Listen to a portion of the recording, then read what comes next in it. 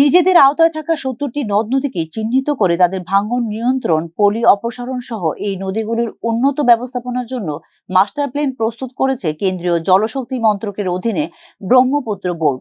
আগরতলায় অনুষ্ঠিত ব্রহ্মপুত্র বোর্ডের ৮৪তম সভায় ব্রহ্মপুত্র অববাহিকার অধীনে উত্তর পূর্ব ভারত এবং পশ্চিমবঙ্গের উত্তর অংশের নদী ব্যবস্থাপনার কৌশল নিয়ে আলোচনা করা হয় বিশদভাবে।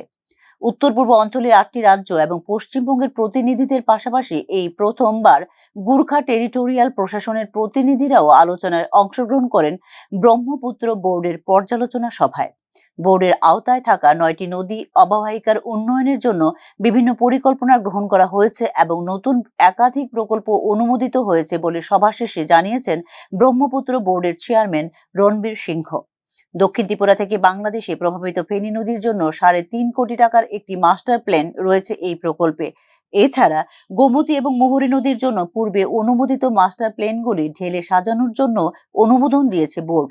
ব্রহ্মপুত্রের জন্য একটি নতুন নদীদ্বীপ নীতি প্রণয়ন নিয়েও আলোচনা করা হয়েছে বৈঠকে।